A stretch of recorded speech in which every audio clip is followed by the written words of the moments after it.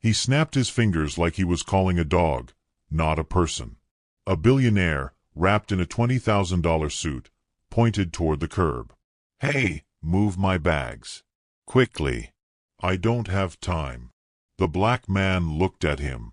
Calm, composed, not bothered. "I'm not a porter, sir." But the billionaire laughed. "Sure you're not. Hurry up." The bags hit the pavement. He could feel the billionaire's stare before he even heard the voice. A black man, mid-30s, tall, well-dressed but simple.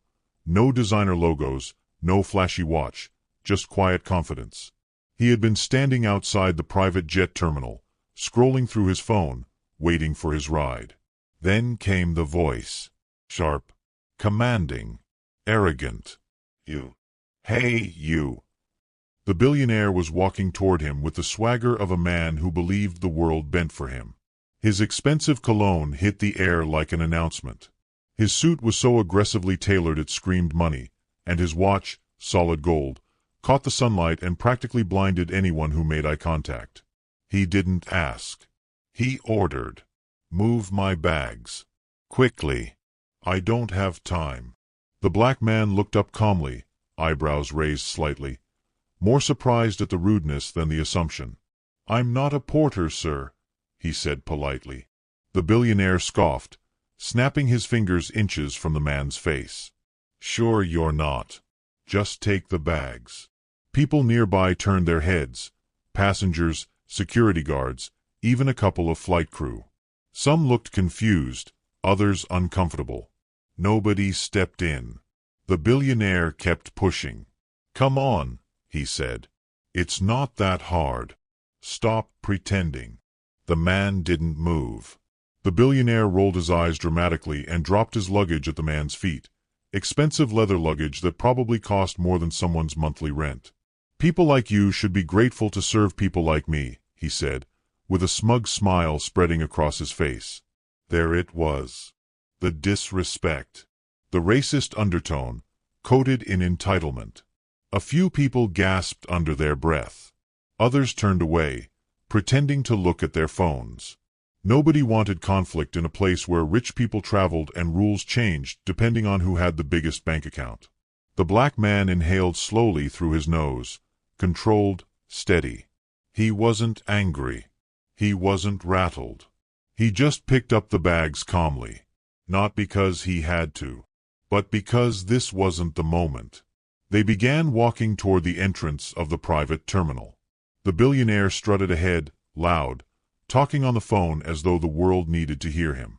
Yeah, transfer the funds. I don't care what the board says. I own them." He glanced back at the man carrying his luggage. "Hurry. You walk like you've got all day." Still, no reaction. Not a flinch. Not a word. And that silence irritated the billionaire more than anything. He wanted control. He wanted superiority. But the man's silence made him feel invisible. Inside the terminal, everything smelled like perfume and polished marble. The lighting was soft, clean, expensive, like stepping into the lobby of a luxury hotel. A receptionist stood behind the counter, her hair tied neatly in a bun, her smile professional. "Welcome back, Mr. Carter," she said warmly. The billionaire's chest puffed up. Finally, someone who recognized him. He stepped forward. "Yes, I'm Mr. Carter. Prepare my jet. And make sure catering is better this time. No caviar from discount suppliers." The receptionist blinked, confused.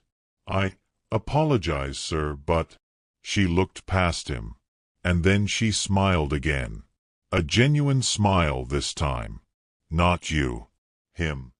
She pointed directly at the black man holding the luggage. The billionaire froze mid-breath, mid-ego, mid-arrogance. "Excuse me," he said, voice cracking. The black man gently set the billionaire's luggage on the floor. He wiped his hands, not rushed, not dramatic, just done with the interaction. The receptionist came around the counter and addressed him with respect. "Your jet is ready, Mr. Carter. The pilots are waiting." The room shifted.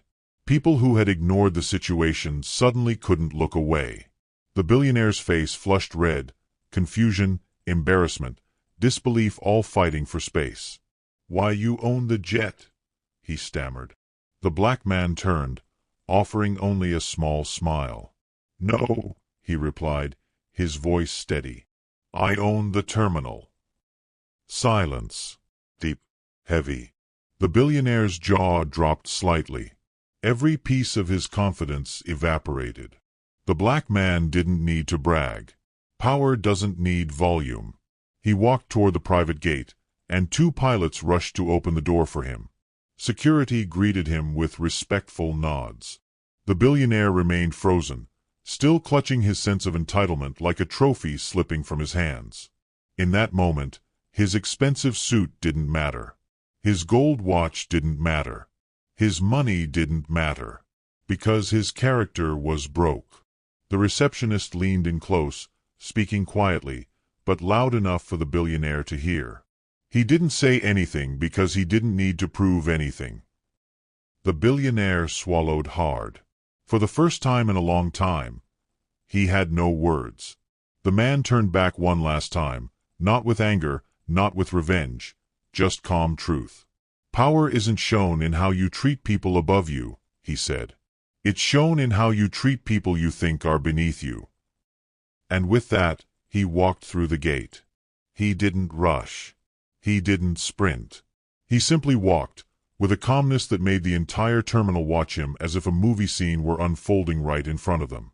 The billionaire stood frozen, breathing shallow, sweat forming above his brows.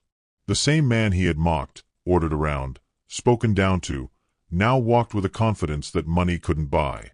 Two pilots approached quickly, almost jogging.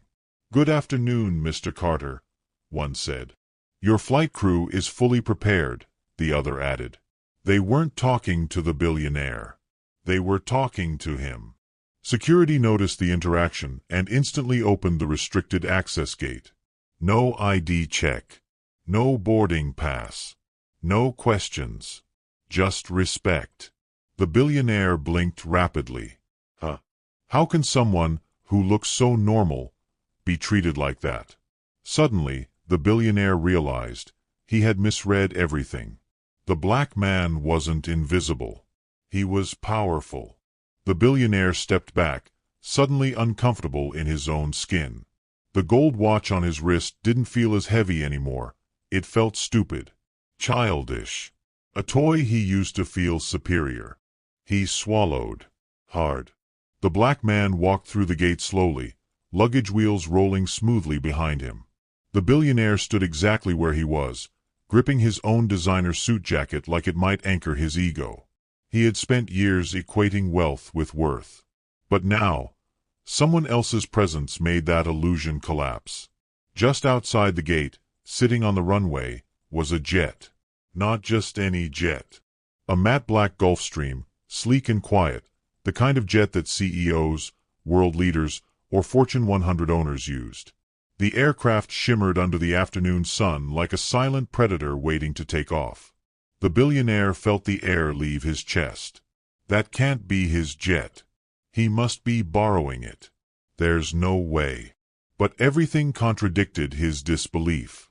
The pilot stood beside the stairs, waiting, not for the billionaire, but for him.